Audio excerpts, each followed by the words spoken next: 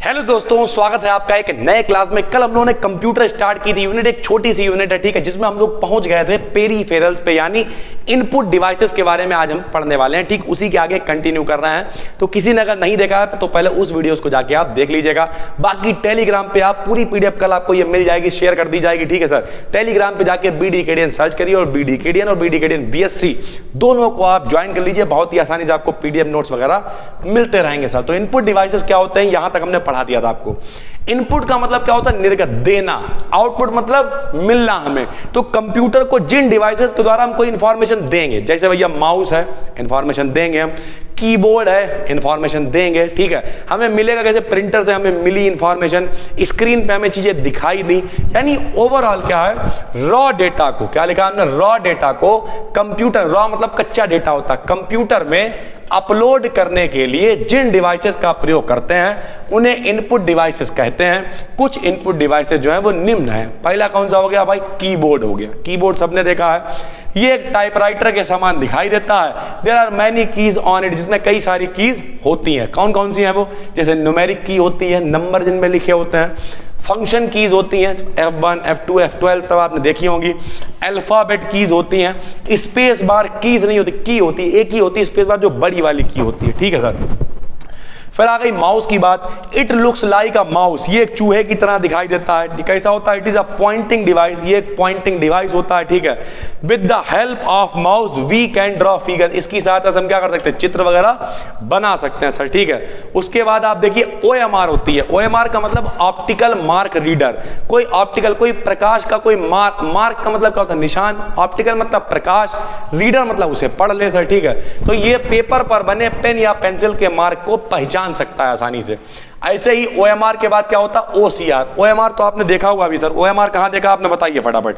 OMR sheet आप paper देने जाते हैं तो गोले रंगने को आते हैं, वो इसी की सहायता से चेक किया जाता है, ठीक, OMR की सहायता से। OCR क्या होता है, ऑप्टिकल कैरेक्टर रीडर। कोई स्पेशल कैरेक्टर बना हुआ, ये पेपर पर बने मार्क को पहचानने के साथ साथ इसके शेप और साइज को भी बता सकता है, ठीक। यानी कोई कैरेक्टर अगर बना हुआ है निशान, तो वो कितना बड़ा है, उसका निशान मतलब साइज क्या है, इस आकार क्या है, सारी की सारी चीजें भी बता सकता है कौन, OCR। तो इनमें कुछ बहुत ज्यादा समझाना नहीं, इसलिए बढ़ाते चले जा रहे हैं सर, ठीक है। फिर एक होता है लाइट पेन, ठीक है, ये भी एक पॉइंटिंग डिवाइस ही होता है। इसमें फोटो इलेक्ट्रिक सेल का प्रयोग होता है, लाइट पेन टाइप होता है, ठीक। कहीं पे भी क्लिक करते हैं, पॉइंटिंग, जैसे माउस का यूज है वैसे ही लाइट पेन का यूज भी होता है सर, ठीक है। उसके बाद आ गए आउटपुट डिवाइसेस। अब आउटपुट डिवाइसेस क्या होती हैं, जिनसे हमें इंफॉर्मेशन मिलेगी। तो वे डिवाइसेस जो कंप्यूटर द्वारा दी गई इंफॉर्मेशन रिसीव करने के लिए यूज किए जाते हैं, क्या कहलाते हैं, आउटपुट डिवाइसेस कहलाते हैं। कौन कौन से हैं भैया, लो सबसे पहले लिख दिया मॉनिटर। मॉनिटर को ही हम लोग कहते हैं विजुअल डिस्प्ले यूनिट, यानी शॉर्ट में BDU, ठीक है।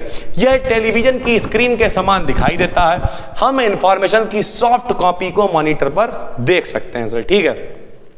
फिर प्रिंटर, उसे भी आप जानते ही हैं। प्रिंटर की सहायता से हम इंफॉर्मेशंस को पेपर पर प्रिंट कर सकते हैं। यह इंफॉर्मेशंस की हार्ड कॉपी होती है। प्रिंटर्स कई प्रकार के होते हैं। इंकजेट प्रिंटर, जो आपने देखा होगा फोटो कॉपी वगैरह की दुकान पे एप्सन वाले प्रिंटर रखे होते हैं, सब इंकजेट होते हैं। और जो अपने प्रेस वगैरह में गए होंगे तो डायरेक्ट उनसे कार्ट्रिज पड़ती है, उसमें जो है पाउडर वाली इंक पड़ती है, वो सारे के सारे लेजर प्रिंटर होते हैं, ठीक है भाई।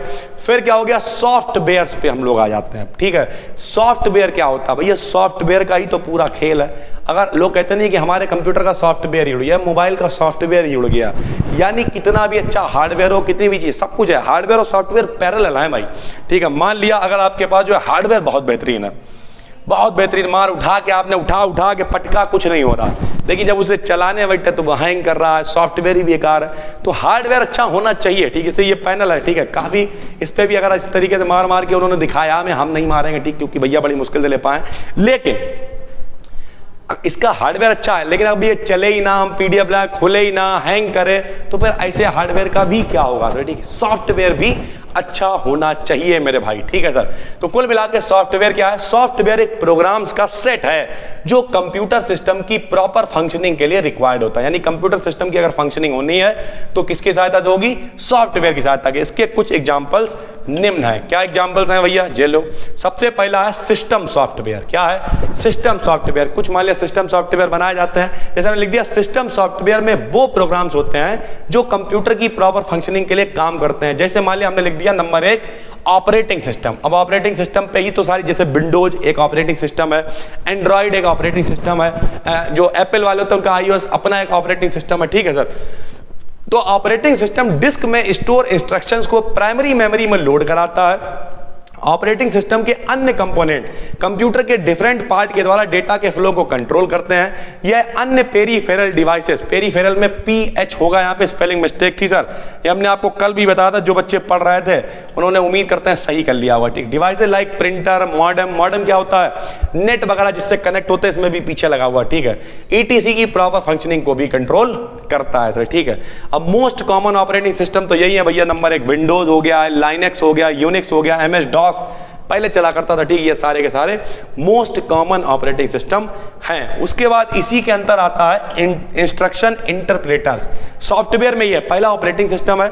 दूसरा क्या है, इंस्ट्रक्शन इंटरप्रेटर्स। ये क्या करता है, प्रोग्राम्स का ये सेट इंग्लिश लैंग्वेज में लिखे हुए प्रोग्राम्स को समझकर इसे मशीन लैंग्वेज में कन्वर्ट करता है। यानी जो भी हमने इंस्ट्रक्शन दिए हैं कंप्यूटर को, कंप्यूटर हम लोगों की लैंग्वेज थोड़ी समझेगा, वो मशीन की लैंग्वेज समझेगा। तो मशीन की लैंग्वेज को समझने के लिए क्या चाहिए, हमें इंस्ट्रक्शन इंटरप्रेटर्स चाहिए। ये कन्वर्ट करेगा हमारी लैंग्वेज को मशीन की लैंग्वेज में, जो कंप्यूटर की समझ में आएगा, ठीक है। उसके बाद होता है एप्लीकेशन सॉफ्टवेयर। अब एप्लीकेशन सॉफ्टवेयर क्या है, मान लिया कहीं लाइब्रेरी मैनेजमेंट, जैसे अपनी ही एप्लीकेशन है, ठीक है, गूगल प्ले स्टोर पे BDKDN, हालांकि उस पर ज़्यादा कोई कोर्सेज वगैरह हम नहीं भेजते हैं, लगभग कंटेंट यूट्यूब पे फ्री है, क्योंकि बहुत सारे लोग बेचारे नहीं ले सकते हैं। लेकिन एप्लीकेशन सॉफ्टवेयर ये प्रोग्राम्स के वो सेट हैं जो किसी विशेष प्रॉब्लम को सॉल्व करने के लिए बनाए जाते हैं। मान लीजिए लाइब्रेरी मैनेजमेंट हो गया, रेलवे रिजर्वेशन हो गया, रेलवे की एप्लीकेशन खोल ली, रिजर्वेशन वगैरह, ये सारी चीजें तो ये आ जाएगा एप्लीकेशन सॉफ्टवेयर में। फिर आ जाता है यूटिलिटी प्रोग्राम्स में। अब यूटिलिटी का मतलब क्या, जो आपके यूज की चीजें हैं, मान लिया गाने सुनने के लिए एप्लीकेशन इसमें आ जाएगी। तो ये जनरल पर्पस के लिए बनाए गए प्रोग्राम्स होते हैं जो कुछ कॉमन प्रॉब्लम्स को सॉल्व करते हैं, जैसे फोटो एडिटिंग सॉफ्टवेयर हो गया है, ठीक है, प्लेइंग म्यूजिक वाला सॉफ्टवेयर हो गया, गेम खेलना है कुछ, वो सब इसी में आ जाएगा यूटिलिटी प्रोग्राम्स में, ठीक है सर। उसके बाद आपको पढ़ना है बाइनरी लैंग्वेज, ठीक। अब बाइनरी लैंग्वेज में क्या है, बाइनरी में कन्वर्ट करना सिखाएंगे हम आपको, कैसे आप डेसिमल को बाइनरी में और बाइनरी को डेसिमल में कन्वर्ट कर सकते हैं। ये पढ़ने वाला टॉपिक नहीं है सर, ठीक है। इसमें आपको डिटेलिंग हमें करनी पड़ेगी कि एक्चुअल में किस तरीके से बाइनरी से डेसिमल और डेसिमल से बाइनरी में हम कन्वर्ट कर सकते हैं, ठीक है सर। तो इसे हम आपको बताएंगे अगले क्लास में। फिलहाल अभी देख लीजिए कंप्यूटर लैंग्वेज। तो कंप्यूटर लैंग्वेज क्या होती है, वह लैंग्वेज जो कंप्यूटर समझ सकता है, वह लैंग्वेज जो कंप्यूटर समझ सकता है उसे हम लोग क्या कहते हैं, कंप्यूटर लैंग्वेज कहते हैं। अब ये किस तरीके की होती है जरा समझिए, जैसे बेसिक। अब बेसिक क्या होती है, बेसिक का नाम है beginners all purpose symbolic instruction code, यानी जो बेसिक लेवल के लोग हैं, ये जनरल कंप्यूटर लैंग्वेज है जिसका प्रयोग कॉमन पीपल के द्वारा किया जाता है, हमारे आपके द्वारा। फिर एक होती COBOL, common business oriented. COBOL में क्या होता है, लैंग्वेज, यानी जो बिजनेसमैन होते हैं वो कोबॉल का यूज करते हैं। ये पूरी PDF कल आपको टेलीग्राम पे मिल जाएगी, आराम से इसे नोट कर लीजिएगा। फॉल्ट्रेन क्या होती है, फार्मूला ट्रांसलेशन, फार्मूला ट्रांसलेशन के लिए इस लैंग्वेज का प्रयोग करते हैं। पास्कल लैंग्वेज का प्रयोग इंजीनियर्स के द्वारा किया जाता है। इसमें C है, C+, इस समय तो पाइथन चल रही है, पहले क्या था HTML चलती थी। इस तरीके की जो लैंग्वेजेस हैं वो सब आ जाती हैं, ठीक है। न्यू सॉफ्टवेयर C++, इन लैंग्वेजेस का उपयोग न्यू सॉफ्टवेयर को डेवलप करने के लिए किया जाता है, ठीक है। मेमोरी की बात करें तो बिट बराबर होता है 1 बिट, ठीक है। 1 या 0 को हम लोग कहते हैं बिट, 1 या 0 को। अब कुछ लोग कहेंगे सर या 1 या 0 को ही क्यों कहते हैं, क्योंकि बाइनरी लैंग्वेज के बेस होते हैं 2, एक 1 और एक 0। आज ही इसी क्लास में बता देंगे, कल का सिस्टम खत्म, कल नया शुरू करेंगे कुछ। जब 8 बिट मिल जाते हैं, 8 बिट मिल जाते हैं तो बन जाता है 1 बाइट। जब 1024 बाइट मिल जाते हैं तो बन जाता है 1 किलोबाइट। 1024 किलोबाइट मिल जाते हैं KB तो बन जाता है 1 MB। 1024 MB मिलते हैं तो बन जाता है 1 GB यानी गीगाबाइट। और 1024 GB मिल जाते हैं तो बन जाता है 1 टेराबाइट। तो ये मेमोरीज के बारे में आपको पहले से पता है कि KB की फाइल है कि MB की फाइल है कि GB, लोग कहते हैं कितने MB की स्पीड आ रही, मेगाबाइट। तो ये सब मेमोरीज पे डिपेंड करता है, ठीक है सर।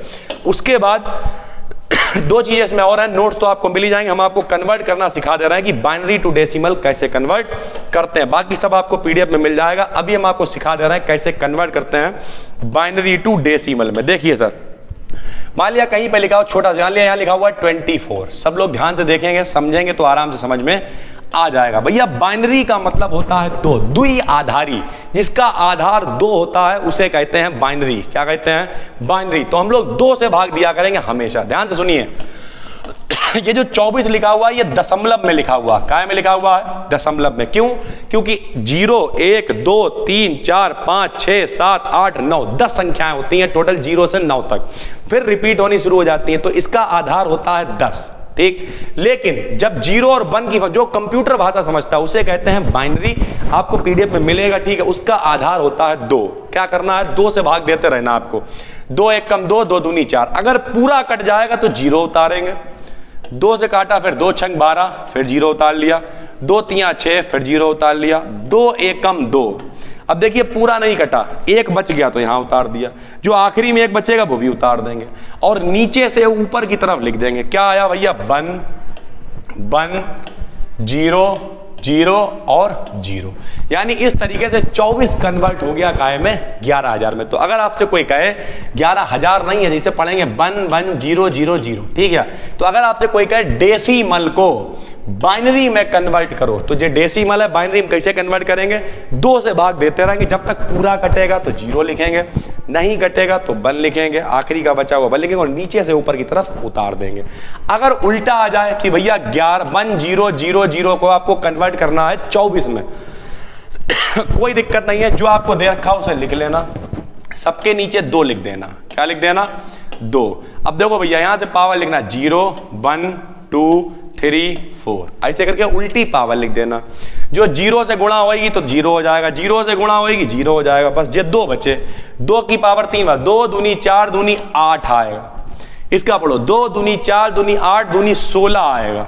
दोनों को जोड़ेंगे आप तो कितना आ जाएगा? 24 यानी 24। तो इस तरीके से इससे इसमें और इससे इसमें आप कन्वर्ट कर सकते हैं। ये भी प्रॉपर पीडीएफ के अंदर है।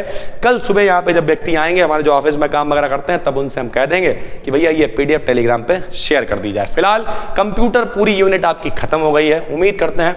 अब इससे हुआ कि आपकी पहली यूनिट हो गई थी, उसमें रेजोनेंस एनर्जी एक रह गया, बाकी हो गया है। दूसरी यूनिट भी करा दी और ये कंप्यूटर भी हो गई। तो इस तरीके से आपकी 3 यूनिट्स कंप्लीट हो गई हैं केमिस्ट्री के मान। टोटल 8 यूनिट्स हैं, तो क्यों टेंशन ले रहे हो?